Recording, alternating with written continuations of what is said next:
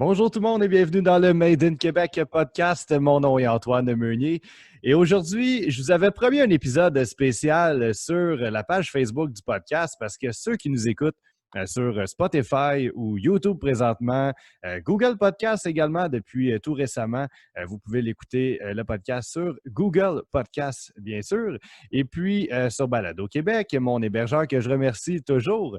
Bref, je vous avais promis sur la page Facebook du podcast un épisode spécial aujourd'hui et puis je peux vous dire que ça a été effectivement spécial. Je reçois Steve Bégin aujourd'hui, ancien joueur du Canadien de Montréal, comme vous le connaissez bien sûr. Et puis également, il y a une belle longue carrière dans la Ligue nationale de hockey. On a eu beaucoup de bonnes anecdotes sur la carrière de Steve. Je voulais le recevoir. Il y a des gens qui vont dire pourquoi exactement tu as pensé à Steve Bégin. En fait, c'est simple.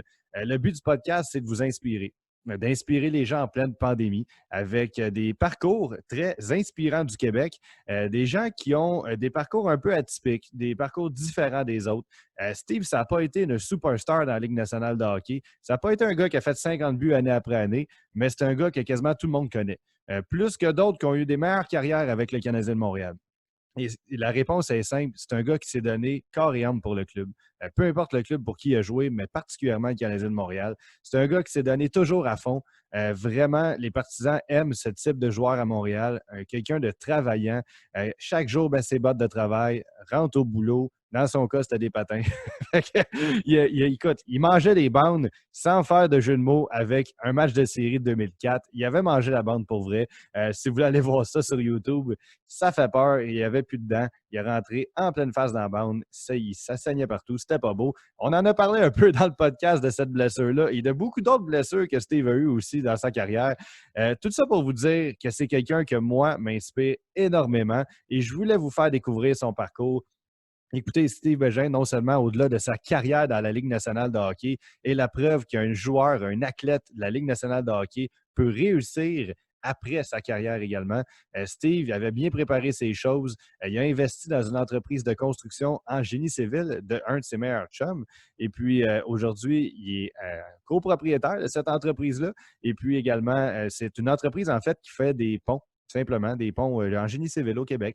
Et puis, c'est une nouvelle passion, c'est une nouvelle voie pour lui. C'est un peu atypique pour un joueur de hockey parce que la plupart des gens le savent. Il y a beaucoup de joueurs qui deviennent dans les médias par la suite ou qu'on les entend soit à la radio ou à la télévision.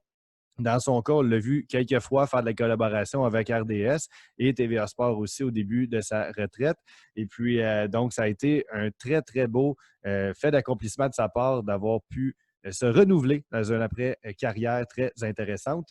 Et puis également, on a parlé aussi naturellement de son passage avec le Canadien de Montréal. Vous me voyez venir. Écoutez, des très bonnes, très, très bonnes anecdotes de Steve sur sa relation qu'on a entendue. Moi, je l'avais déjà entendu dans certaines entrevues, lui également, comme quoi que Guy Carbonneau, c'était pas celui qui était le plus, je peux dire, facile à communiquer avec lui. Puis, vous êtes plusieurs partisans du Canadien à le savoir. C'est côté communication, Guy Carbonneau, Bob Gainey, c'était pas le meilleur duo que le Canadien a eu. Il y a beaucoup de joueurs qui s'en ont plein par la suite. Et puis, Steve nous confirme un peu cela dans le podcast. Je ne vous en dis pas plus long. Il va nous expliquer comment lui a pris son échange aux Stars de Dallas. C'est un peu spécial comment que ça a été fait. Et puis, également, de comment il a appris son arrivée avec le Canadien de Montréal. Ça, c'était très positif. Mais en même temps, il y a une bonne anecdote qu'il va nous raconter quand il était à Buffalo avec les Sabres de Buffalo. Il jouait pour eux. Et comment il a appris qu'il était rendu au Canadien de Montréal dans cette soirée-là. C'est pas par les médias et c'est pas par son agent non plus. Vous allez le savoir dans le podcast. Très, très bonne anecdote de Steve. Également de ses amis de Buffalo aussi qu'il y avait, Jean-Pierre Dumont, Daniel Brière, Martin Biron. Une belle connexion, une French connection comme on appelait à Buffalo. Et puis, ça a été vraiment intéressant à entendre. Par la suite, on le sait, Steve a terminé sa carrière avec les Flames de Calgary. L'équipe qui l'avait repêché, en fait, ça a été un peu spécial pour lui de retourner là où tout a commencé. Pour la fin de sa carrière, Steve n'avait pas joué en plus pendant un an dû à une grosse blessure qu'il avait eue dans le dos, sa hanche même, je pense. Bref, il est retourné avec les Flames grâce à son bon ami Bob Hartley qui lui a donné cette chance-là. On sait que Bob aime les travailleurs lui aussi, puis il en avait besoin d'un bon leader pour aider un peu les jeunes, Johnny Gaudreau, Sean Monahan qu'il y avait à l'époque. Et puis, ça a été un beau mandat pour Steve également, terminer sa carrière en beauté avec les Flames. Et puis également, on le sait, il a fait un retour, Steve, dans la Ligue junior majeure de hockey du Québec, c'est-à-dire comme assistant coach avec les Voltigeurs de Drummondville, l'équipe du fils de Bob Hartley, Steve Hartley, également. Donc, ça a été un beau moment pour lui d'avoir pu aider les jeunes. Il a beaucoup aidé, dans le fond, au développement de ces jeunes-là. Et puis, il nous explique ça davantage, également qu'est-ce qui a mis fin à son parcours dans la Ligue junior majeure du Québec. Et puis, donc, oui, je ne vais pas vous en dire plus long pour aujourd'hui. J'avais envie de vous jaser en intro. Je vous dis, le podcast est un peu moins long qu'à l'habitude. Je sais qu'il y a des gens qui aiment des courts podcasts, donc tant mieux, ça va être bon pour vous. C'est à peu près entre 50 et 55 minutes la durée du podcast. Et puis, ça a été, c'est le fait que ça a été plus court, c'était supposé durer à peu près 1 heure et demie qu'on s'était prévu, Steve et moi. Et puis, Steve est un gars très, très, très généreux, comme vous le savez.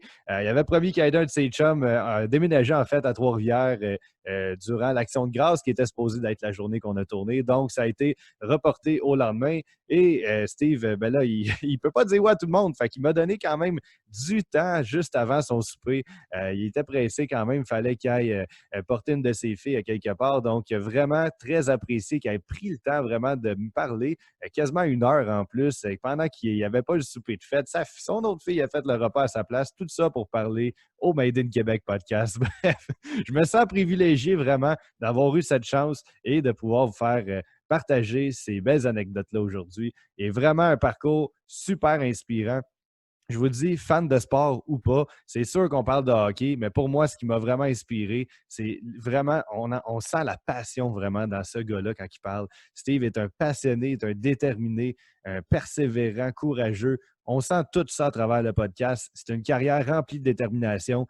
Il n'a jamais eu peur de rien. Lui, un non, ça devient un oui, comme beaucoup d'autres que j'ai reçus dans le podcast. Mais vraiment, Steve, c'est un beau parcours. Et pour ceux qui veulent être inspirés davantage, on en parle rapidement à la fin du podcast. Je n'ai pas eu le temps. J'avais 3-4 questions que je voulais élaborer plus. J'ai essayé de faire ça quick un peu pour le laisser partir. Mais Steve a terminé son secondaire vraiment à l'âge de 2 ans, en fait. Fait que quasiment dans la quarantaine, là, qu'il a terminé son secondaire parce qu'il lui manquait ça, en fait. Il n'avait pas son diplôme encore. Il manquait peut-être 1 an ou 2. Et puis, parce qu'il s'était consacré au hockey plus jeune. Bref, tout ça pour dire que c'est jamais trop tard s'il y en a qui veulent se relancer dans les études ou terminer un projet, pas nécessairement des études, mais quelque chose qui lui tenait à cœur, dire « Ah, je suis trop vieux pour le faire. » Mais Steve est la preuve qu'il n'y a pas d'âge pour ça. Lui, il a voulu inspirer ses enfants, il a voulu inspirer les gens du Québec. Et puis, c'est un parcours extrêmement inspirant qu'on a appris à découvrir dans le Made in Québec podcast. Alors, merci beaucoup encore tout le monde. Vraiment, c'est très apprécié. Et puis, je termine en disant, ceux, ça les intéresse en fait de pouvoir me donner un petit coup de main, ceux qui veulent contribuer davantage. Aujourd'hui, le podcast est disponible sur Patreon, c'est-à-dire c'est une plateforme en fait qui vient en aide aux artisans du podcast, de la musique, bref, de tout. Patreon en français, si vous voulez l'appeler ainsi. C'est vraiment une plateforme qui est là pour nous aider. Donc, si vous voulez contribuer, il y a des contributions volontaires, un peu comme un artiste qui met son cover de guitare sur le bord de la rue puis qui joue une petite toune dans le Vieux-Port de Montréal puis qui veut avoir du change ici et là. Je ne suis pas un quêteur, mais c'est un peu ça, en fait, le Patreon, qu'on le veuille ou non. Donc, ceux qui veulent m'aider, qui adorent le podcast, je suis déjà rendu à plus de 29 épisodes que je vous ai enregistrés 100% bénévolement. Tout ça pour inspirer les gens à travers la pandémie. Je ne vous demande rien, sincèrement, je ne suis pas là pour vous achaler avec ça. C'est volontaire. Ceux qui veulent m'aider, sentez-vous tout à fait à l'aise. Je vais vous donner des petits privilèges qui vont venir au fur et à mesure que je vais apprendre à travailler avec Patreon. C'est vraiment une belle plateforme. Comme je vous dis, je vais vous mettre même des épisodes qui vont être en exclusivité pendant quelques jours avant les autres. Donc, vous pouvez avoir les épisodes comme celui-ci qui va être disponible sur Patreon avant tout le monde. Donc, si ça vous tente de m'aider, allez-y, patreon.com, le Made in Québec podcast. Donc, c'est simple à trouver. Patreon, ceux qui se demandent comment ça s'écrit. Bref, c'est ça. Si vous voulez m'aider, c'est une bonne façon de continuer, d'aider en fait à la poursuite de ce beau podcast, cette belle aventure. Et si également vous connaissez des gens, des entreprises qui veulent commanditer le podcast, n'hésitez pas à venir m'écrire en privé. Ça va me faire plaisir de parler de votre entreprise dans l'intro, comme je fais présentement, au lieu de mentionner Patreon. Je vais mentionner votre entreprise tout à fait simplement comme ça. Et puis, je vais en parler également à la fin. Donc, bref, merci beaucoup. Allez m'aider si ça vous tente. Contribuez au beau podcast patreon.com. Et pour ceux que ça l'intéresse, continuez d'écouter le podcast, bien sûr. Facebook, vous pouvez suivre les activités. La page Facebook, c'est le Made in Québec Podcast simplement. YouTube, Spotify, Balado Québec, Google Podcast et maintenant Patreon pour les abonnés exclusifs du podcast. Donc, bon épisode tout le monde avec Steve Bégin, ancien joueur du Canadien de Montréal. Alors, merci beaucoup d'être à l'écoute. Bonne journée.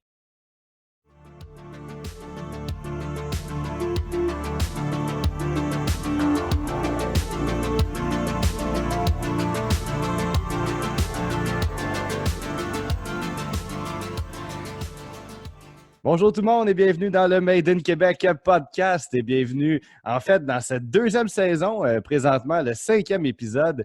Et aujourd'hui, je reçois un invité que vous connaissez tous, vous le voyez dans l'écran présentement avec ces deux beaux chandails, ceux qui sont en vidéo présentement et non dans le format audio. Je reçois Steve Bégin, ancien joueur du Canadien de Montréal, des Flames de Calgary, des Bruins de Boston, des Prédateurs de Nashville, bref. Une belle carrière dans la Ligue nationale. On va énumérer rapidement un petit topo de sa carrière. Et premièrement, merci beaucoup, Steve, d'être parmi nous aujourd'hui. Ça fait plaisir, merci. Écoute, c'est la moindre des choses de t'inviter et de pouvoir enfin recevoir un parcours inspirant d'un joueur qui a joué dans la Ligue nationale de hockey. Tu es le premier. J'ai reçu Alex Barré-Boulet, ancien de l'Armada, qui est présentement dans l'organisation du Lightning, et Alexandre Alain aussi, dans les joueurs de hockey. Mais je voulais recevoir quelqu'un qui avait du vécu un peu plus. Bruno Gervais, est-ce que c'est vrai? Je l'ai reçu aussi au podcast. Et non le moindre, Bruno. Ben ouais, écoute, c'était tellement intéressant, mais ça, je l'avais oublié parce qu'on l'a reçu parler de Bob Bissonnette. Avec ce qu'il fait présentement, là, c'est vraiment je trouve que c'est un des tops. Là. Il a toujours d'allure, qu'est-ce qu'il dit, puis très sensé, puis en plus, il a joué à game. Fait que t'es obligé de le croire. Ben oui, tellement. Écoute, il était vraiment excellent, non? On l'avait reçu pour parler de Bob Bissonnette, qui est un de ses meilleurs amis. Et puis, j'ai fait une semaine spéciale Bob avec l'ex également de Bob Bissonnette, sa conjointe jusqu'au moment de son décès. Puis, c'était vraiment une bonne semaine. Puis, c'est pour ça qu'on a moins parlé de hockey un peu, mais on a plus parlé de Bob. Bref, oui, on va faire un topo pour parler de ta carrière. Je vais juste rapprocher un peu mes feuilles pour pouvoir faire un petit topo rapide. Comme on disait, tu es un joueur anciennement du Canadien, mais avant tout, ta carrière a débuté midget 3A avec les Estacades du Cap-de-la-Madeleine. Tu étais également capitaine de leur équipe et par la suite repêché dans le hockey junior majeur du Québec par les Foreurs de Val-d'Or. Et puis, toi également, tu connais très bien cette région-là. Tu l'as à cœur aussi beaucoup. Et puis, par la suite, remporter la Coupe du Président, qui est le championnat dans la LSJMQ, avec les Foreurs de Val-d'Or en 97-98. Pour par la suite remporter également la Coupe Calder, donc une carrière qui débutait sur les chapeaux de roue, comme on dit, avec les Flames de Saint-Jean, qui était le club école des Flames de Calgary, parce que tu avais été repêché l'année d'avant, dans le fond, par les Flames de Calgary. Et puis, par la suite, tu as également gagné le trophée Jake et Butterfield dans la AHL. Et puis, ta carrière a vraiment décollé par la suite. Tu as été échangé au Centre de Buffalo en compagnie de Chris Drury. J'avais oublié le joueur, en fait. Ça m'a permis de me rappeler tout ça avec le podcast. Et puis, par la suite, 3 octobre 2003, le fait saillant de ta carrière, réclamé au balotage par le Canadien de Montréal. Et puis, par la suite, plusieurs belles saisons qui se sont déroulées avec le Canadien. Également remporté le trophée Jacques Beauchamp en 2006, c'est-à-dire un trophée qui est remis, si on veut, à la 4e étoile de la saison, c'est-à-dire le joueur qui a été un peu dans l'ombre pas dans l'ombre des projecteurs, j'aime pas ça dire ça, mais le joueur qui a été le plus utile, qu'on ne voit pas nécessairement. Oui, exactement. C'est un joueur qui a été vraiment important au sein de l'équipe et que les partisans adorent également. Donc, ça a été un beau prix pour toi. Et par la suite, là, ta carrière avec le Canadien de Montréal, c'est terminé. Tu as été échangé à Dallas et puis par la suite signé à Boston en 2009. À Nashville également en 2010. Des petits ennuis de santé, on en reparlera un peu plus tard pour finalement revenir avec les Flames de Calgary. Une très, très, très belle preuve de persévérance, détermination, malgré tout, la dernière année avant ça qui a été moins facile pour toi.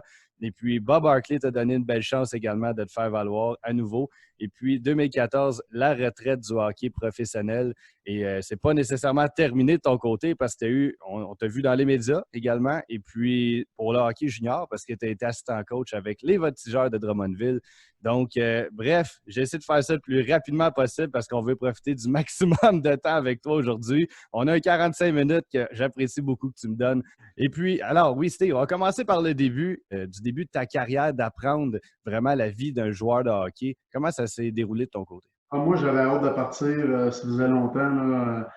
L'année d'avant, à 16 ans, j'étais au Cap de la Madeleine. Puis moi, je viens de Trois-Rivières, donc je restais à la maison. Euh, Écoute, je tripais. J'aimais ça, cette vie-là. J'aimais ça. On jouait au hockey. C'était sport-études, donc c'était concentré sur le hockey, ce qui fitait parfaitement avec moi. Ben oui. Et puis, cette année-là, je me suis fait repêcher le 16e au total par les Foreurs de Val-d'Or. J'étais. Il y avait les rumeurs qui disaient que je partais en première ronde, je pense que c'était le 8e au total avec Shawinigan qui était dans ma cour. Oui. Donc, mais je voulais pas, je voulais m'en aller loin de la maison. Je voulais vivre l'expérience hockey. Le vrai trip.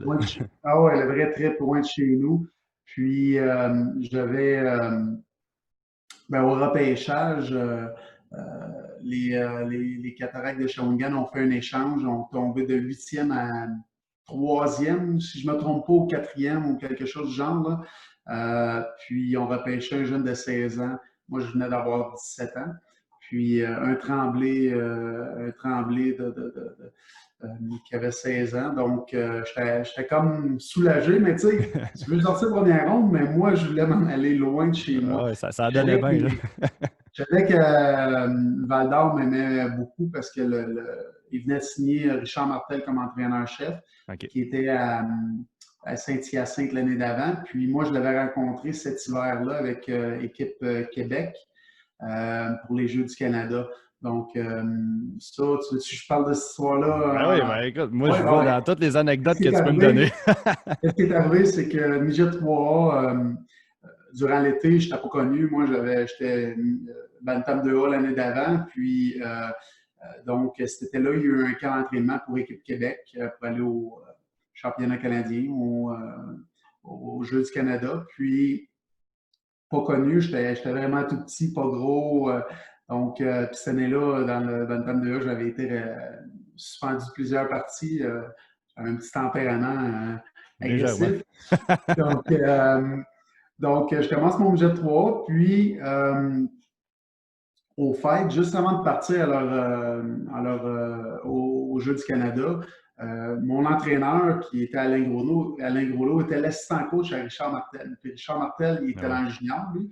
Puis habituellement, ces équipes-là, écoute, vont prendre des joueurs de 16 ans qui sont juniors, puis ils vont peut-être en prendre un ou deux, peut-être trois, ça dépend comment tu es bon, du budget 3 pour préparer l'équipe de l'année d'ensuite. Puis, des joueurs de 15 ans. Là. Puis, qu'est-ce qui est arrivé? Moi, mon entraîneur, chef Alain Groslo, il n'arrêtait pas d'achaler Richard Martel pour qu'il m'invite au camp d'entraînement. Il me disait toujours, c'est mon capitaine, tu vas triper dessus, je sais quel genre de. T'es son genre de joueur, là, Richard Martel. On connaît son caractère bouillant, là, puis t'es le type de joueur qu'il aime bien d'habitude. Exactement. Fait que là, après plusieurs essais qui étaient toujours négatifs, un moment donné, Richard a dit écoute, on va l'inviter ton capitaine. Là. Il dit emporte-le au camp d'entraînement, reste une journée ou deux, puis je le renverrai après ça dans ton équipe, puis ça va finir là, je vais t'avoir fait plaisir. Puis, là, m'a invité, moi j'arrive là, je connais pas personne, c'est pas vrai.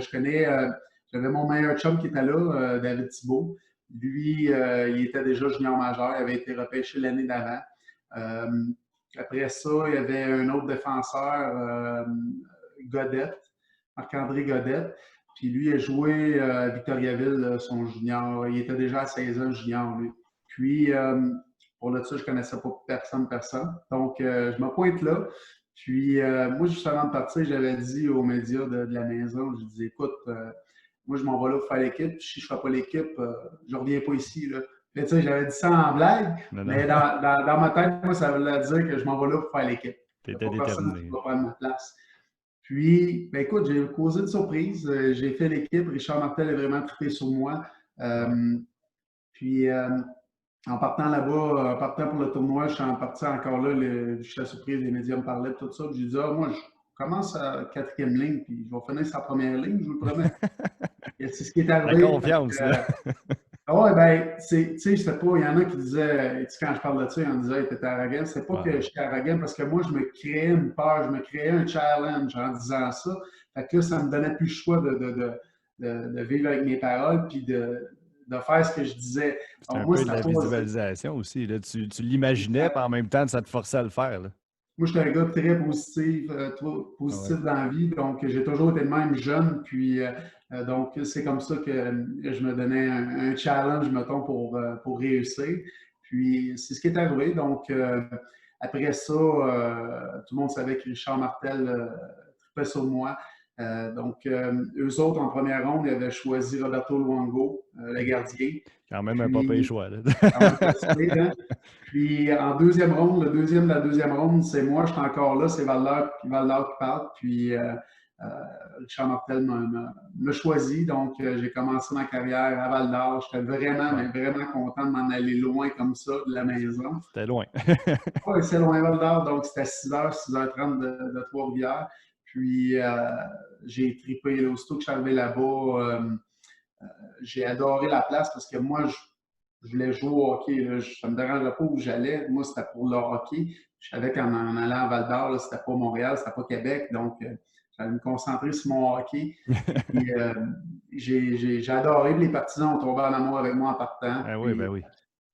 Je me rappelle c'était une encore belle des aventure. cheveux, J'ai passé des cheveux blonds. 3 ans là-bas. J'ai été capitaine 2 ans. On a gagné la coupe, comme tu as mentionné. Ouais. Puis, j'ai beaucoup d'amis là-bas. J'ai marié une fille de Val d'Or C'est en vrai. plus. Donc, Hey, ça fait longtemps, là, vous êtes ensemble. Là. Je me souviens que tu avais déjà raconté votre histoire dans une entrevue, puis tu l'as rencontré junior, vous êtes mariés plus tard, puis vous avez des enfants aujourd'hui, puis quelle belle histoire quand même là, pour... 16 ans qu'on est mariés, 25 ans qu'on est ensemble. Wow, félicitations, vraiment. Merci. Je suis tough, Ouais. hein? Mais ouais, j'osais pas dire.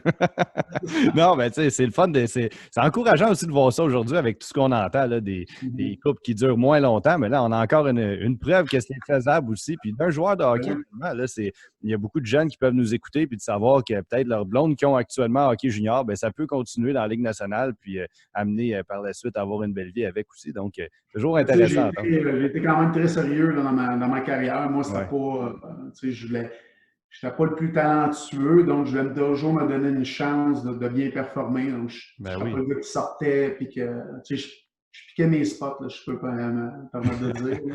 Donc, Ouais, ben sincèrement, moi, c'était une des raisons pourquoi je voulais te recevoir au podcast, parce que le but du podcast, c'est de recevoir des parcours inspirants du Québec. Puis moi, lorsque j'ai pensé hockey, inspiration, détermination, courage, ben Steve Bégin m'est venu en tête. Tu sais, t'as jamais volé ton poste, t'as tout le temps travaillé d'arrache-pied, plus fort que n'importe quel autre peut-être, parce que comme tu l'as dit toi-même, c'est pas toi qui avais nécessairement le talent le plus élevé du lot, mais c'était peut-être toi qui avais le cœur puis le courage pas mal plus élevé que les autres. Bob l'a déjà mentionné, Bob Hartley également à radio. Et puis, tu sais, c'est ce qui, je pense, t'a donné une belle longue carrière dans la Ligue nationale de hockey. Et puis, c'est vraiment une belle marque de persévérance de ta part. Et puis justement, je voulais qu'on parle de tes débuts dans la Ligue nationale de hockey. Là, tu gagnes la Coupe du Président avec les Foreurs de Val-d'Or. Par la suite, la Coupe dans la Ligue américaine. Et puis là, tu commences tes débuts dans la Ligue nationale de hockey. Parle-nous un peu de comment toi, tu as vécu vraiment tes débuts. Est-ce que tu as trouvé ça plus difficile qu'un jeune dans le hockey junior s'imagine vraiment de la Ligue nationale de hockey ou au contraire, c'est exactement comme tu t'attendais? ben, en fait, j'ai été chanceux parce que j'avais joué 2 années junior. Je m'étais fait repêcher après ma première année. Donc, j'ai fait un camp d'entraînement là. Après ça, je suis retourné pour un deuxième camp. Mais à 19 ans, j'ai causé une surprise. À mon deuxième camp, j'ai fait les Flames de Calgary. Donc, Oui. moi, je me présente là, j'ai pas de saut, j'ai pas de cravate, j'ai rien, zéro propre. Tu sais, les gars juniors, habituellement, surtout moi, mon style de jeu, tu restes là une semaine, puis ils te retournaient dessus. Puis dans le temps, il n'y avait pas de rookie camp. Ben Donc, oui. moi, je me présente là, puis je m'en vais faire ma semaine, mais dans ma tête, je veux faire l'équipe quand même, mais moi, je ne veux pas penser d'emporter des sauts parce que moi, c'était automatique. Puis, tu sais, il disait même avant que tu partes là. Fait que je n'avais pas un choix de première ronde. Fait que je Ben m'en oui. vais là, je passe la première coupeur. Là, il m'annonce que j'allais jouer des games hors concours. Fait que là, moi, je suis tout stressé. Là. Je dis, ouais, Joël Bouchard, je dis, Joël, là, faut que tu m'aides, là, j'ai pas de sous. J'ai rien de propre. Ben oui, Puis, Joël est avec les Flames aussi, parenthèse, là. C'est ouais, comme ça que tu l'avais connu. Là. Oui, exact, exact. Puis Ouais. vraiment une bonne personne, il s'occupait de moi, il s'occupait de tout le monde. C'est un gentleman. Là. Ah ouais. Puis souvent, on s'est entraîné longtemps ensemble aussi l'été à Rosemère. Là. Donc, OK. fait qu'il m'a apporté des sauts. J'ai joué avec ses sauts. Puis j'ai joué peut-être 4 ou 5 parties hors concours sur 8, je pense, dans le temps, il en jouait beaucoup. Puis ils m'ont gardé. Ils m'ont gardé. Donc, moi, je me suis présenté là le matin. Ils devaient avoir annoncé leur équipe pour midi. On avait joué la veille, puis je présente à l'aréna, puis là, il y a quelqu'un qui m'attend, il dit que je dois aller en haut. Puis moi, je zéro anglais, fait que là, un français qui parle, je dis, je pense que c'était Denis Gauthier ou Joël, peut-être, je m'en souviens plus. Oui, c'est vrai. Puis, fait que là, il me dit, ah, faut que tu ailles au bureau de GM, il veut te parler. Fait que, OK. Là, il me monte en haut, je m'en vais, je m'assois, puis là, il commence à me parler. Là, je dis, my agent. Fait que là, il dit, mon agent était sur speakerphone. Fait qu'il baisse dessus, il dit, là, Archie, mon agent commence à me parler de tout ça. Il me dit, ils veulent te signer. Je dis, ah, ouais, mais là, moi, 19 ans, là, j'ai jamais eu une somme de ma vie, puis tout ça. Là, je dis, ouais, mais moi, je veux pas signer s'il me retourne junior. Là, je veux pas avoir tout cet argent-là junior, puis, tu sais, passer pour le gars qui est plein, puis moi, ça marche pas avec moi, là. M'en dit si je reste. Fait que là, il dit, ben oui, je pense que oui. Là, je dis, ben, demande-y. Fait que là, il demande, puis il dit, oui, oui, si tu signes, c'est parce qu'il garde ça à Calgary. J'ai jamais regardé c'était quoi mon contrat. J'ai dit, demande-y c'est où je signe. Fait Wow. que là, il m'a pointé les plages, j'ai tout signé. Je me suis retourné en bas, les gars me demandent, puis combien t'as signé? Hein, j'ai aucune idée. J'ai pas checké ça. J'ai pas checké, mais ça me dérangeait pas. T'es trop Donc, énervé, là. j'ai joué 5 games, j'ai été blessé en haut à une épaule. Ah, Ça a super bien été quand même, puis ils m'ont retourné junior parce que Calgary, c'était pas une équipe gagnante, ils perdaient beaucoup, fait qu'ils voulaient que je me développe dans une équipe gagnante. Puis, ouais. donc, je suis retourné à Val d'Or, on a gagné la Coupe du Président là. Wow. Puis, par la suite, cet été-là, qu'on a gagné, on a été à Coupe Memorial, on n'a pas gagné. Puis, l'été, juste avant de partir, je me suis blessé à la cheville. Je ne voulais pas leur dire, mais une semaine avant, je leur ai dit, j'avais une entorse avec un os de cheville. Et Donc, je ne vais pas dans le patiner, patin, là. mais j'aurais été censé être dans le plâtre à peu près 4 semaines. J'ai été la semaine avant de partir, non, 2 semaines avant de partir, je me suis mis dans le plâtre pour une semaine. La semaine avant de partir, j'ai essayé de patiner, pas capable. Mais non. La veille du camp d'entraînement, on a annoncé à Calgary que je m'avais ça.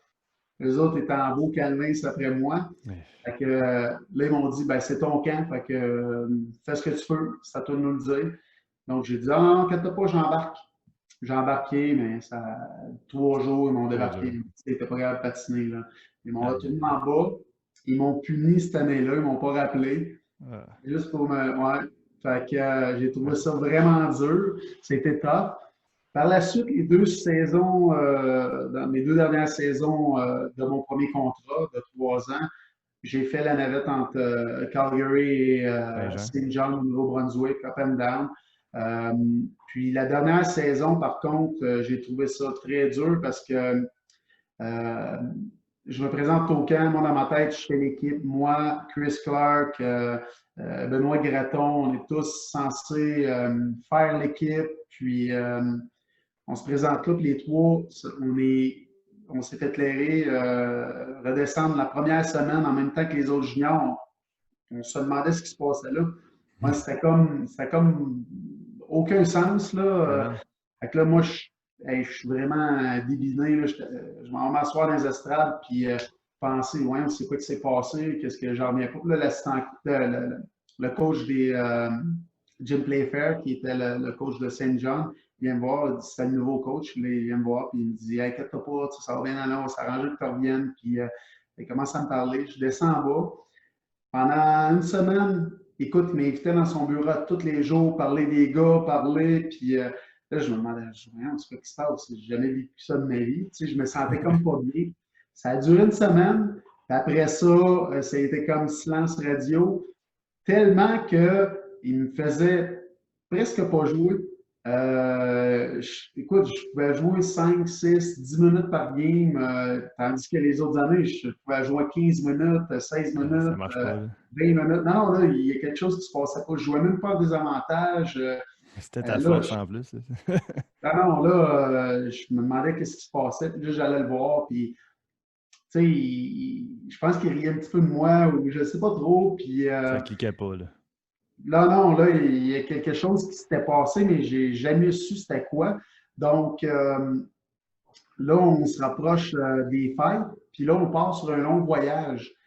Je vais avoir un voyage, puis la première partie, je fais une commotion. Je me suis Hmm. battu, un autre qui m'a sauté dans le dos, donc je fais une commotion. Puis dans ce temps-là, la façon dont tu traitais les commotions, ben, écoute, il faut dire aussi, une parenthèse, là, que notre soigneur, c'était, dans le junior, c'est un gars qui aiguisait des patins, c'est un gérant des. Oh, OK. C'est pas les normes d'aujourd'hui, là. Non, non, non, à cette heure, c'est vraiment strict, mais dans Un le temps, protocole. il voulait sauver de l'argent. Hmm. Fait que là, lui, il dit, ah, là, je disais, hey, je fais vraiment pas, je suis étourdi, j'ai mal au cœur, j'ai mal à la tête, puis je suis pas quelqu'un qui fakait, là. Fait que là, il me dit, ah, il me donne 2 Advil, il met un sac de glace sur la tête et il dit, tiens, garde, reste de même là, avant la période commence, puis après ça, tu devrais être correct. Parfait. Mais j'ai fait tout le Sacrifice. voyage. On était parti 3 semaines sur la route. Puis, tu sais, dans la Ligue américaine, tu joues souvent des 3 en 3, puis après ça, tu peux passer une journée off, 2 jours off, après ça, un autre 2 en 2, tu sais, Pas c'est facile, ça, vraiment là. intense. Ouais. Puis là, le dernier stretch, tu sais, 3 semaines, puis après ça, la dernière semaine, ben le dernier stretch était 3 en 3, mais on jouait, mettons, je pense que c'est Portland à maison, puis après ça, on s'en allait à Lowell. Puis c'était vendredi, samedi, dimanche, si je ne me trompe pas. Puis je pense que c'était ces games-là. Donc là, je fais le pas. Là, des fois, je suis à la glace, puis c'est un blackout. Là, je tombe à terre, je suis à côté. Ça, ça File va pas, pas. là. Là, vraiment pas. Je ne m'étais jamais senti de même. Aïe, aïe, Puis aïe. là, je disais ça aux soigneurs. Je disais, ah, regarde, il va nous rester 3 games. Fais ces 3 games-là, puis lundi, tu vas voir le docteur. Donc, c'est bon, là, je fais tout ça quand même. J'allais voir le docteur, il m'a fait des tests, il a dit non, non, t'es out, là, je ne sais pas combien de temps ça va prendre, mais t'es out. Finalement, c'était les vacances de Noël, donc j'ai réussi à avoir, ben, j'ai eu une semaine de vacances avant tout le monde. Tu sais, j'étais blessé. Ah ouais. J'ai pu retourner à la maison, j'ai même pas été capable de conduire. Ma femme, elle a conduit, c'était ma blonde dans le temps. Puis à la maison, quand on est revenu à Trois-Rivières, j'ai resté couché, j'ai rien fait, je ne filais pas avec la lumière et tout. Et puis par la suite, quand je suis revenu, là, j'étais prêt à jouer, j'ai recommencé à jouer. Ça a duré un mois, ça, que j'ai été out. Puis là, j'ai eu la chance de. Il y avait plein de gars qui étaient callés up à Calgary, puis il y avait des blessés. Mhm. Donc là, le coach n'a pas eu le choix de me faire jouer. Mais le coach est tombé en amour avec moi cette fois-là. Ah, la bonne, la dernière fut la bonne. Hein? Cette fois-là fut la bonne de ce côté-là. Au moins, là, Oui, le c'est coach ça. Fait était que là, tombé dans ses le cordes. coach, il a vu en moi ce qu'il aurait dû voir en début. Puis, Ouais. j'étais un gars d'équipe, je travaillais fort. Puis, comme je pense, à un moment donné, il a bien aimé que je m'étais battu avec. C'est comment c'est genre. C'est le Hou qui s'appelle, c'est un 6 pieds 6. Il a déjà joué, je m'en souviens de son Ah. nom. Là. Pas Yannick Lehoux, là. C'est un nom composé. Ah. Anyway, c'est pas grave. Puis, Un goon. ouais, mais il était 6 pieds 6, il était pas mal plus gros que moi. Ah Puis je me ouais. suis fait 2 fois avec lui. Aïe. Puis après ça, partie, là, ça n'a pas arrêté. Puis là, arrivent les séries. Écoute, j'ai connu les séries incroyables. J'étais magané de partout. On a gagné la coupe. Puis à la souvent à la fin des parties, il venait me voir, moi, puis Chris Clark. Puis là, il disait, là, les boys, vous ne jouez plus, vous autres. Il pouvait rester 5, 6, 7, 8, 10 minutes des fois, ça dépendait combien il avance. Puis il disait, ah, vous ne jouez plus. Je ne veux pas vous blesser. Fait que c'est ça. Puis c'est dans ces séries-là qu'en finale, que je me suis planté. Ben, j'ai reçu un coup de hockey, c'est vrai, de même. Je me suis pété le nez. Puis la game d'après, j'ai un slap shot de l'autre côté. Aïe, aïe, aïe. J'ai fait une autre commotion là, mais on ne l'a pas dit à personne, celle-là. Puis on a gagné la Coupe Calder, j'ai eu le MVP. C'est là que Greg Button est venu me voir et il m'a dit, toi, tu ne joueras plus jamais dans les mineurs. À partir de maintenant, toi, tu vas jouer en haut. Tu avais prouvé ce que tu avais prouvé. C'est ce qui est arrivé. Wow. Fait que c'est tout là que le début de Steve Bégin dans la Ligue nationale, en fait, ça débute ta carrière. Et puis là, tu as été échangé au Sabre de Buffalo par la suite. Ça a été un court passage, si on veut, à Buffalo quand même. Ça n'a pas été long. Il est arrivé une coupe de... Je vais essayer de couper ce court. Désolé à tout le monde, là, mais je veux vraiment qu'on embarque dans le sujet du Canadien, qui est un sujet qui intéresse beaucoup de gens. Et puis, je vois l'heure qui file, puis je ne veux pas te laisser quitter, en fait, sans avoir parlé du Canadien. Je m'en voudrais tout le temps. Bref, le centre de Buffalo, de toute façon, c'est un chapitre un peu moins important de ta carrière. Alors, là... Ça va durer longtemps, c'est un coup de vent. Exactement, un coup de vent qu'on passe en coup de vent dans le podcast. Et puis là, tu arrives au balotage. En fait, tu t'es envoyé au balotage. Ça a été, parce que je t'ai déjà entendu dans une entrevue dire que ça a été une surprise de ton côté. C'était pas vraiment prévu de la sorte parce qu'il y a eu une affaire avec James Patrick. Ceux qui se rappellent c'était supposé être peut-être lui, mais il est en fin de carrière. Bref, fait que ça a été toi qui a été mis au balotage et tu n'étais pas supposé être nécessairement réclamé. Et puis finalement, ben, tu as été réclamé contre toute attente par le Canadien de Montréal. Et là, pour un petit Québécois, d'apprendre d'être repêché, pas repêché, mais réclamé en fait par le Canadien de Montréal, comment on se sent à ce moment-là précis? Là? Raconte-nous toute l'histoire derrière quand tu as appris que tu étais réclamé par le Canadien. Ben écoute, c'est un petit peu drôle et différent de ce que souvent le monde va penser. Justement, à Buffalo, le directeur général m'appelle et il me dit Steve, on te met ces waivers parce que, écoute, il me dit James Patrick, c'est un vétéran, puis il voulait l'avoir dans l'organisation. Je ne sais pas s'il m'a compté de la bullshit, il peut m'en raconter n'importe quoi dans le fond. Mais tu sais, je trouvais ça bizarre qu'il me dise ce nom-là. Puis il m'avait dit un autre jeune aussi, je m'en souviens pas. Afinogenov? Je pense que oui, je pense que c'est lui qui m'avait nommé. Parce que là, au début, il était slow comme départ, tout ça. Ah, il a une belle carrière finalement, mais tu sais, c'était oui, il a vraiment une belle carrière, mais au début, c'était lent. Puis là, il me met là, puis là, il me dit anyway, tu ne seras pas réclamé parce que l'an passé, il y a eu 3 joueurs qui étaient réclamés, donc je pense pas que tout le monde prend. Je dis c'est parfait parce que moi, j'avais Brière, j'avais mon meilleur chum Jean-Pierre Dumont qui était là. Une belle French Connection là-bas. Oui, mais l'équipe là était incroyable, comment elle était solidifiée. Puis Martin Biron aussi, je pense. Là-bas. Là. Fait que, ben écoute, je me suis fait prendre par le Canadien. Le lendemain, j'étais assis je venais de me faire traiter, donc je ne pratiquais pas, j'étais blessé à l'épaule. Puis là, j'appelle, on restait chez mon chum Dumont. Fait que là, j'appelle pour savoir qu'est-ce que les filles voulaient faire pour dîner. Donc, je lui dis salut, je parle à Amélie, ma femme. Elle dit t'as rien à me dire? Je dis, non. Oui. C'est quoi vous voulez manger pour dîner? L'après-midi. Elle dit là, tu niaises. Il n'y a pas personne qui peut le dire. J'ai fait quoi tu parles? Elle dit ben là, David vient de m'appeler. David, c'est mon meilleur chum.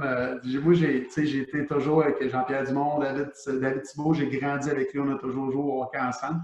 Puis là, il m'a appelé et il a dit t'es pris par le Canadien, c'est waiver. Je dis, ben voyons, tu me niaises, là, pas personne qui me l'a dit. Mais là, elle me dit, c'est partout à la TV. Je dis, ben là, attends une minute, là, je vais aller voir. Là, je pars, je m'en vais voir. Finalement, ils me mettent dans un bureau.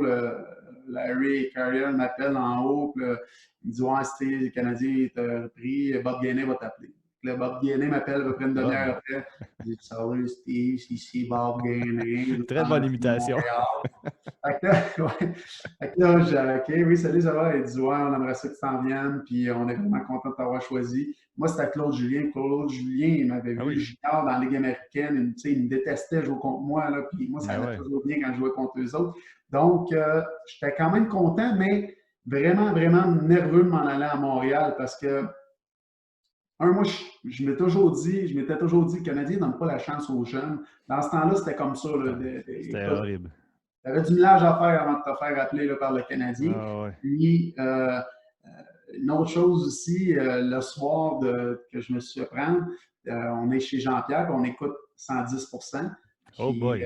Les joueurs écoutent ça pour vrai, là. C'est pas un mythe, là. C'est vrai que les joueurs peuvent écouter les lignes ouvertes ou genre 110%. Jamais j'écoutais ça. J'écoutais ça parce que c'était pas mon équipe. Ils ne parlaient pas de moi. Là. Moi, j'étais à Calgary, puis là, j'étais à Buffalo. Qu'est-ce qui est arrivé? On venait d'aller jouer à Montréal, une game hors concours, puis c'est la fois que Patrice Brisebois se faisait huer, puis Bob Gainé était allé dans les médias. C'était pas un bon moment, Nous autres, on trouvait ça, on trouvait ça triste, mais on trouvait ça drôle, la façon que ça se passait à 110%, puis ils blastaient leur équipe, puis ça n'arrêtait jamais.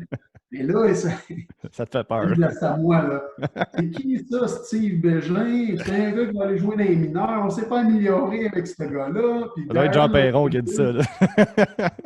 un genre. Fait que là, moi, je suis là, j'écoute ça, mais tu sais, je trouve ça drôle, mais en dedans, moi, je suis comme, j'aurais pas plus, tu sais, je vais avoir juste une chance de faire une bonne première impression. Là. Après ça, c'est mort. Là. Je Ben dois oui. absolument faire une bonne impression au début. Là, j'étais blessé. Donc, j'arrive à Montréal, j'ai manqué les 3 premières parties.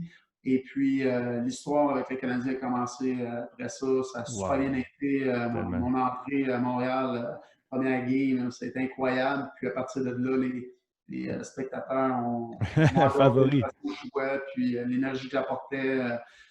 Ah Donc, ouais. j'ai Ah, c'est trippé tellement. aussi. Moi, j'ai adoré Montréal. Ah ouais, écoute, Montréal, t'as adoré, Steve. T'es encore un favori de la foule. Si tu pointes au Centre Bell, quand ça va réouvrir un jour, c'est clair que tout le monde te reconnaît positivement. Écoute, on parle souvent de la crainte. Tu nous as parlé que tu avais une certaine crainte au départ, parce que tu connaissais pas vraiment le marché de Montréal en tant que joueur, mais tu connaissais de ce que tu voyais de l'extérieur. Est-ce que tu peux nous parler un peu de peut-être la mauvaise réputation que Montréal peut avoir pour un joueur francophone? Tu sais, on a vu des Daniel Brière préférer les Flyers euh, au, au détriment, si on veut, du Canadien, même s'il a décidé de venir en fin de carrière. Mais tu sais, on voit souvent les joueurs autonomes, même ceux qui ne sont pas québécois, avoir peur de choisir Montréal. Aujourd'hui, penses-tu que c'est autant le cas ou ça s'est peut-être un peu amélioré, qui est devenu plus Tu sais, sexy? souvent, ceux qui ont peur, c'est qui entendent parler des choses. Souvent, il va y avoir des Ouais. anciens joueurs ou des joueurs, leurs chums, qui ont joué ici puis qui n'ont pas eu une belle expérience, puis eux autres vont partager cette expérience-là. Moi, je partage toujours l'expérience que ça a bien été. Tu sais, je vais dire aux gars, oui, si tu ne te donnes pas, tu ne travailles pas, tu vas avoir de la difficulté, mais c'est un Mhm. gars qui va se donner, puis tu sais, tu n'es pas obligé de jouer ta meilleure partie, mais si tu donnes au maximum là, de ce que tu peux apporter cette game-là, les partisans vont t'adorer, les médias Ah ouais. vont être corrects avec toi. Puis moi, ce qui était important, c'est que je donnais du temps aux médias. Euh, tu sais, je me mettais à leur disposition. Tu sais, je pouvais, disponibilité, je pouvais, après une partie, même qu'on ait perdu, qu'on ait C'était généreux. gagné, moi, j'étais généreux de mon temps, tu sais, parce que je viens d'ici, là. Donc, c'est toujours moi qui devais répondre aux Ouais. questions. L'été, il n'y avait personne d'autre. Là. Oui, il y avait d'autres Québécois, là, mais ce que je veux dire, les autres, ils ne restaient pas là, à Montréal. Non, Là. non. Donc, on devait répondre à ces questions-là. On devait faire face à la musique. Donc, moi, je m'étais dit, je suis aussi bien d'être là pour eux. Puis, quand ils ont besoin de moi, d'y aller. Puis, s'il y a de quoi d'être là, même parce que des fois, on partait, puis il y en a qui se cachaient, là, qui se sauvaient. Donc, OK, il m'a resté, c'est beau, je vais faire face à T'as la pas le musique, choix. mais tu sais, il faut que tu sois là pour les médias. Il ne faut pas que Mm. tu sois pas que tu aies une mauvaise réputation Mm. envers eux autres parce que, Un peu comme Max Domi est arrivé. ouais, c'est ça, mais tu sais, Ouais. oui, des fois, tu n'es pas obligé de toujours dire non. Je ne disais Mm. pas toujours non, toujours oui, mais j'étais là quand ça comptait. Puis, Tu en as donné en masse, puis ils ont été corrects avec toi aussi. Là. Tu sais, ça a pas, exact, mais ouais. c'est justement pour ça, comme je te dis, là, puis d'un autre côté, tu ne pas ami avec, tu sais, t'es pas ami avec eux autres, mais Non. au moins, ils savent la personnalité que tu as. Fait que des Mhm. fois, ça peut aider. Alors, tu sais, oui, si ça va pas bien, il y a peut-être quelque chose qui va pas ailleurs, ou le hockey, là, c'est pas juste le hockey, tu as une vie à l'extérieur, tu as une famille, tu as des enfants, tu as des amis, tu as ta famille approchée et éloignée, tu sais, euh, des fois, Ah c'est ouais, exactement. difficile de C'est comprendre. c'est Mais, carrément ça. T'as vraiment, tu sais, le hockey, il y a tout l'entourage du hockey qu'on pense pas tout le temps non plus. Tu sais, souvent les médias, pas juste les médias, les partisans, on est dur envers des joueurs qui peuvent ouais, jouer pour le Canadien de Montréal, mais on oublie tout le temps l'envers du décor, le côté familial. Il peut avoir, tu sais, on sait quand Carey Price a eu ses enfants, tu sais, il y a des nuits qui a peut-être passé une nuit blanche, comme toi puis moi, on peut avoir des nuits plus difficiles, surtout quand tu as des enfants, mais le lendemain, il accorde 5 buts, puis le monde crie chou. Tu sais, le marché de Montréal a ça que peut-être Nashville ou d'autres, Dallas, n'aura pas non plus. Là, tu sais. Fait que non, c'est c'est ça. un côté Mais, peut-être négatif, mais il y a l'envers qui est positif aussi, là, tu sais, non, quand mais ça c'est va ça qui bien. est le fun à Montréal, c'est parce qu'ils sont demandants. Moi, tu sais, j'ai tripé pour ça. Là. Quand tu arrives dans les séries, c'est incroyable. Puis, tu sais, les spectateurs tu sais, Brandon Gallagher, il n'y a pas de problème. Là. Non, Pourquoi? Mais même quand il ne joue pas même bien, style. il se donne à 100%. il est Exact. toujours all out, puis il travaille, puis il va se lancer devant les. Il va bloquer des lancers, il va tout faire pour aider son équipe, même si ça ne va pas bien. Mhm. Et c'est ça que les partisans voient. Il y en a d'autres, des marqueurs, eux autres, s'ils ne marquent pas de but pendant quelques parties, mais c'est tout ce qu'ils font. Là, il y a un problème. C'est là que les Exact. partisans et les médias ils vont leur faire passer peut-être un moment plus difficile que Ouais, ouais. d'autres, mais il n'y a jamais personne qui vont se mettre à dos, qui vont se mettre contre Gallagher. Pourquoi? Parce qu'il était toujours à 150% lui, sur la Ben, patinoire. justement. Puis Gallagher, le même genre de joueur que toi, tu as été, mais tu me fais penser justement en disant ça, Brendan Gallagher, tu sais, le côté fougueux, le côté hargne qu'il y a dans sa game. Il y a un moment qui m'est venu en tête quand tu as parlé tantôt de tes débuts avec le Canadien, c'est une certaine confrontation que tu avais régulièrement avec Zdeno Chara. Est-ce que tu as une anecdote que tu peux nous raconter là-dessus? Tu sais, je me souviens d'un moment en série où tu l'as regardé en pleine face, puis tu lui sacrais des Sherwood direct ses mollets, puis que lui, il t'a regardé, tu voyais qu'il voulait te sauter dans la face. Mais on dirait qu'il disait, sais-tu, je me jette sur pied. Là, on dirait que toi, tu avais peur de rien, mais ça a dû être quand même spécial de voir ce colosse-là en face de toi, puis de ne pas avoir peur devant tout le monde. Ben, tu sais, quand tu es dans la game,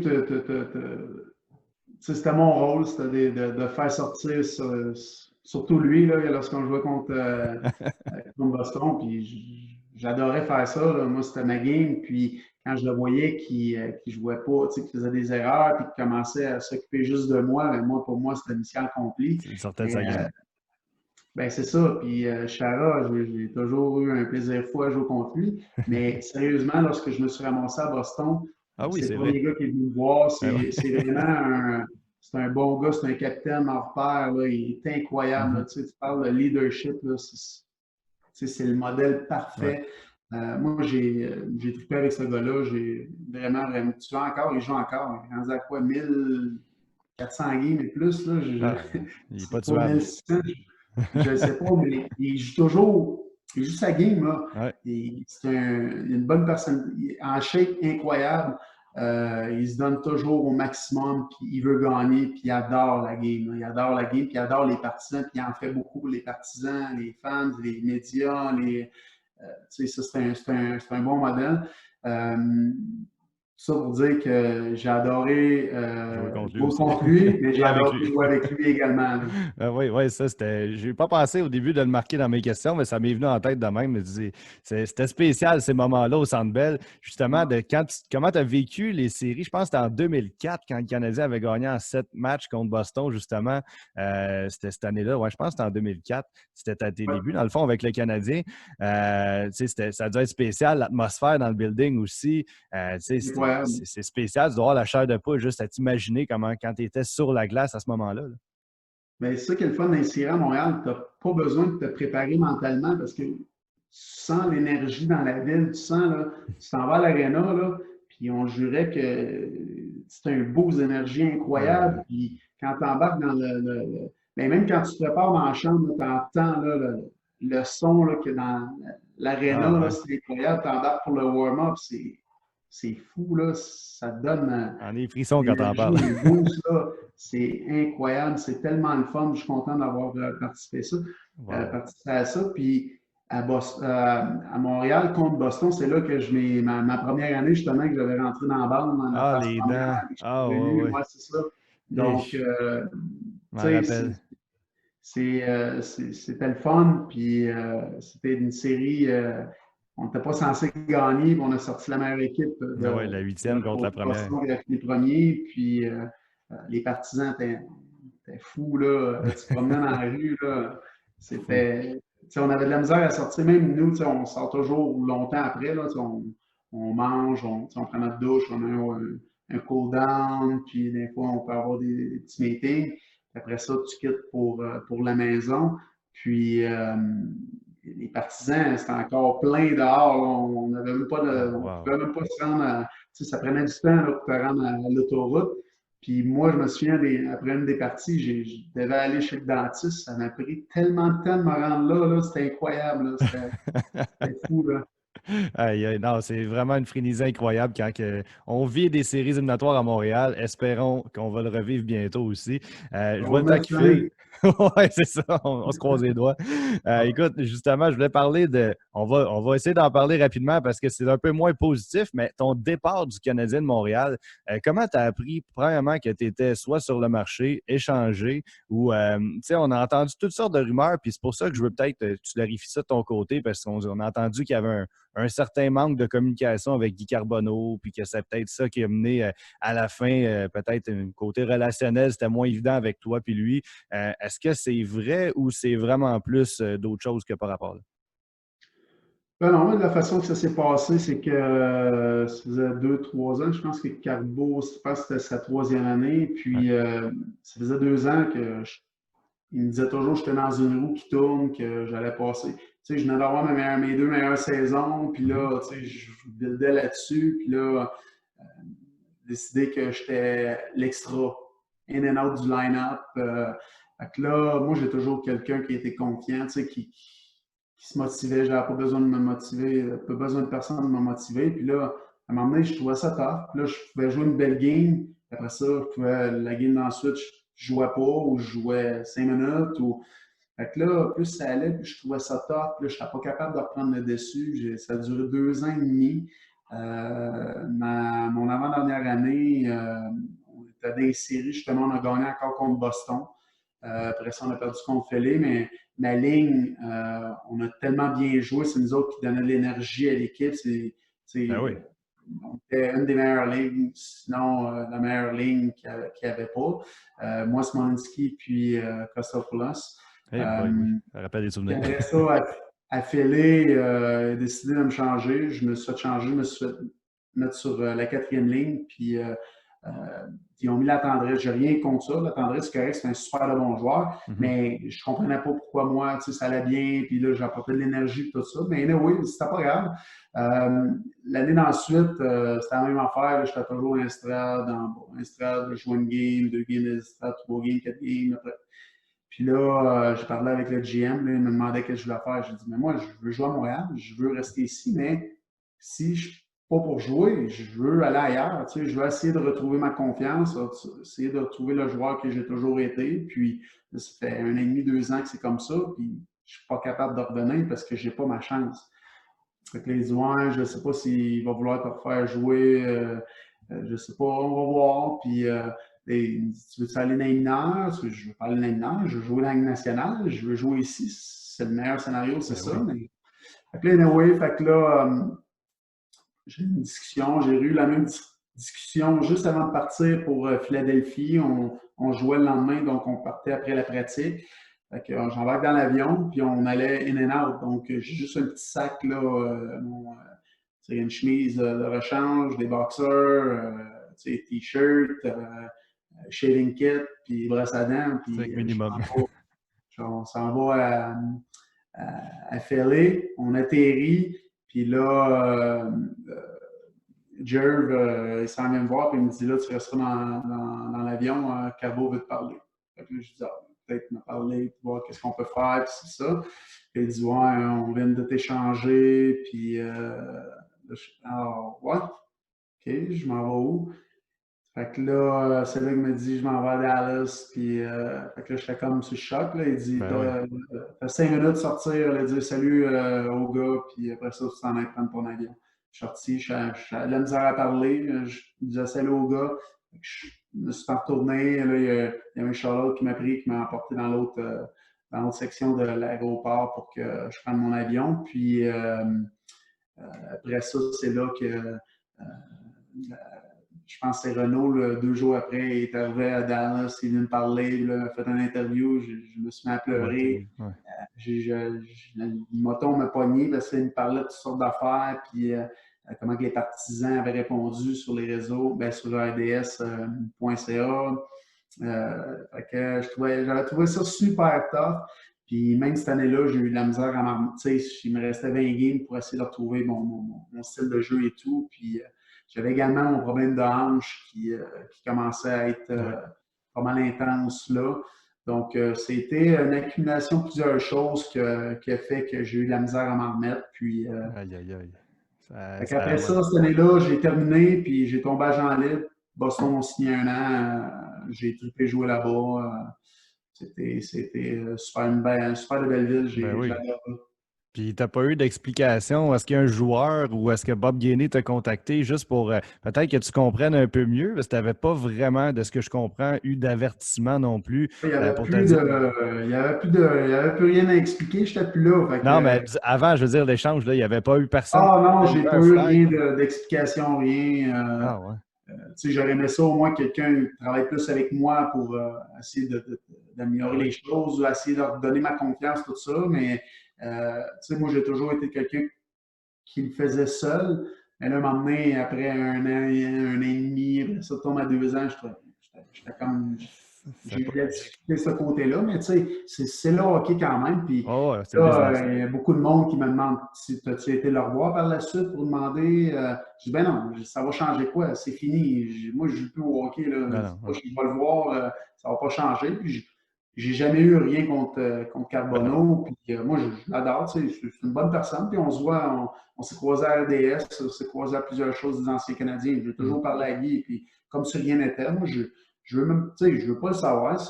Comme j'ai dit, c'est terminé. Là, ça changera Ouais. rien. Puis je serais pas plus heureux, je le sais. Tu sais, je suis heureux. Là. J'ai pas besoin de. Ah non, par après, Moi, je c'est vis fini. comme si rien n'était, puis il n'y a pas de problème là. Ben oui, ben non. C'est juste frustrant parce que tu sais, tu dis, à Montréal, on veut des joueurs comme toi. Tu sais, les gens scandaient ton nom dans la foule. Puis c'est très rare pour un joueur, je pourrais dire, de plus troisième trio. Tu sais, on a entendu Kovalev, les gens scandaient son nom dans les estrades.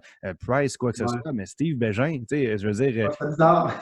non, mais c'était incroyable. Là, tu sais, je veux dire, pourquoi? Parce que les gens s'étaient identifiés à un petit travaillant, un gars qui avait peur de rien, le courage, tout ça.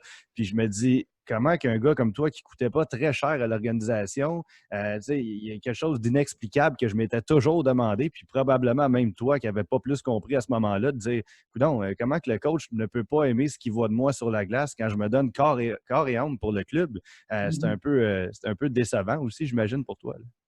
Ben, c'est sûr, mais je ne le cacherai pas qu'à un moment donné, la confiance n'est tellement pas là que sur la patinoire, je n'étais pas à mon meilleur non plus. Non.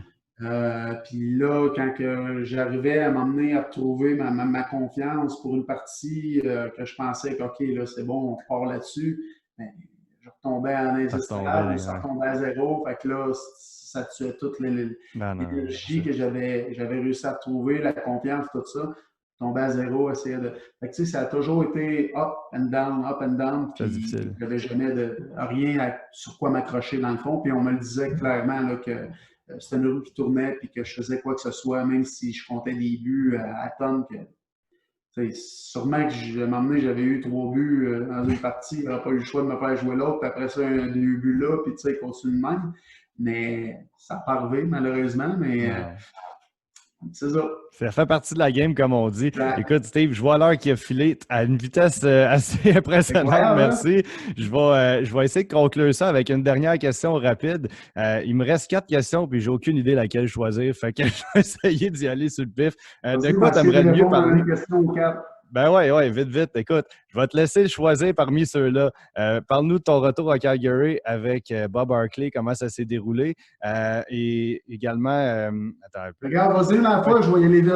On ouais, va ben, faire. en rafale, voyons donc comme ça. Ton retour C'est à bon. Calgary après un an que tu as été blessé, que tu n'as pas joué. Quand tu es Pas revenu, joué comment pendant ça s'est deux déroulé? ans, j'ai eu la chance d'être invité par Bob Barkley, puis il me l'avait dit rendu là que Steve, je t'ai invité ici, mais rendu ici, j'ai plus de contrôle, c'est pas moi qui décide, c'est en haut, donc tu peux pas avoir une journée off. Là. Puis moi, dans moi, je me suis dit, une journée, pas stressé, tu m'avais dit 2 minutes, j'aurais été stressé, une journée off, inquiète-toi même pas, je m'en viens ici pour faire l'équipe, je vais faire l'équipe. Il n'y a pas personne qui allait se mettre dans mon chemin, puis j'ai réussi à faire l'équipe, j'ai été une belle surprise encore une fois. Vraiment fier de moi parce que j'ai prouvé à moi-même que je pouvais encore jouer. J'étais en santé. C'est sûr que j'avais plus 20 ans, mais regarde, je l'ai fait, puis j'ai quand même fait la boucle. J'ai fait la paix avec moi-même, puis j'étais vraiment, vraiment content et fier de moi. Ben oui, vraiment, écoute, c'était avec raison parce que ça a été un beau retour rempli de succès, puis tu as été un rôle important dans l'équipe. Les joueurs t'ont vu comme un bon leader avec les jeunes, Johnny Gaudreau, Sean Monahan, tout ça, ça a été bon pour eux. Question rapide. La meilleure ville ou arena, si on veut, jouer au hockey, tu peux dire Montréal si ça te tente, et la pire. Ben écoute, c'est sûr qu'en Floride, c'est moins le fun de jouer là, parce qu'il n'y a pas de partisans, tu sais, c'est mort. Puis, Ouais, c'est comme en ce moment, là, il n'y a personne. mais, non, mais tu sais, mais là, les bonnes, il y en a tellement. Fait que Tu sais, t'as à donné la Boston, chair de quand tu poule. vas jouer là, avec le Canadien, tu vas jouer dans les séries, c'est incroyable, là, Mhm. l'ambiance. Je m'en souviens, dans le temps que Colorado avait une équipe gagnante, puis tu sais, ils ont gagné les Coupes Stanley. Tu allais là, l'ambiance était incroyable. Les Rangers, c'est le fun aussi. Ouais, Tu sais, il y en a Madison plusieurs, Crazy. Ouais, parce que tu sais, c'est mythique, cette aréna-là. ouais, Il y en a trois plusieurs, empereurs. tu sais, des arénas comme ça, mais ça dépend toujours, tu sais, des équipes qu'ils ont également, Ouais. mais ça, parmi eux autres, là, ça me met des bonnes notes. Excellente réponse. Ton coéquipier le plus drôle avec qui que tu as joué, tu sais, quelqu'un dans le vestiaire, style d'André Roy, là, qui fait des jokes à tour de bras, puis Ouais. tu te dis, hey, c'est Ben, l'enfer, lui. je pense que j'ai eu beaucoup de fun avec Kostopoulos. Ouais. Tu sais, il aime ça rire, il aime ça niaiser, donc il aime ça faire des pranks aussi. J'ai trouvé bien drôle. Ouais, dans un vestiaire, il y en a une coupe, ça a l'air des bonnes gageurs puis des bons pranks qu'il peut avoir aussi, Ouais, des c'est fois. ça. Parfait.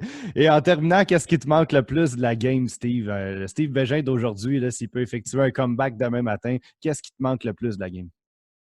Ben, moi, c'est la compétition, le challenge, euh, l'intensité. Là. Moi, c'est ça qui me manque, l'adrénaline là, d'être avec, tu sais, sur la patinoire, puis voir l'adversaire devant toi, tu dois gagner.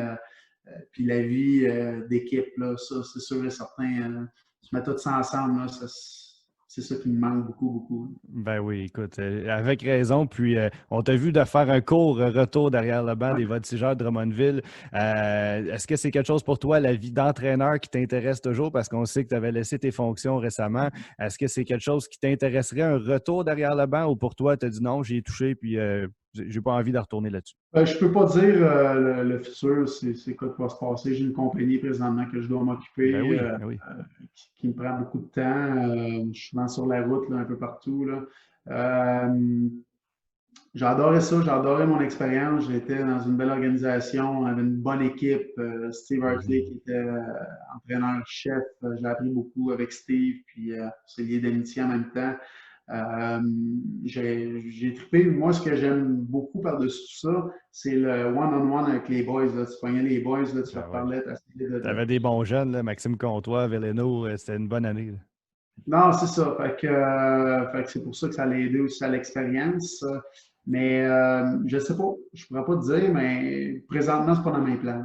Bon, écoute, je comprends ça. Puis oui, c'est important de la mentionner en terminant que tu as une compagnie de construction aujourd'hui. C'est très rare, un peu atypique comme un ancien joueur de hockey, mais c'est vraiment ça ton après-carrière. Tu as investi dans une compagnie avec un de tes bons chums également. Et puis aujourd'hui, ben, je pense que tu es en génie civil, là, si tu veux le dire rapidement. Exact, exact. On fait des Parfait. ponts. Ouais. Des ponts, mon Dieu, rien de moins. Ah oui. Quand même. Écoute, Steve, merci beaucoup vraiment d'avoir été avec nous aujourd'hui. Puis je veux juste dire aux gens, Steve Bégin, c'est un exemple de persévérance, détermination au niveau du hockey. Mais tu as également terminé ton secondaire, il y a quoi, 1 an ou 2 aussi. Ça fait 2 ans, ouais. Le 2 ans, tu as décidé de retourner terminer ton diplôme d'études secondaires. C'est vraiment tout à ton honneur. Ça prouve que rien n'est Merci. impossible, peu importe l'âge, rester inspiré par des parcours comme celui de Steve Bégin. Puis encore une fois, merci énormément de nous avoir partagé tout ton beau parcours. On en aurait pris pendant 3 heures de même. Hey, c'est moi qui te remercie, puis lâche pas, tu fais du bon travail. Hey, merci bien gros, Steve. Puis Merci on s'en beaucoup. revoit À la prochaine. peut-être pour une autre saison. On va se revoir. C'est sûr, c'est sûr. Merci, Salut. salut. Merci beaucoup tout le Bye. monde. Bye bye.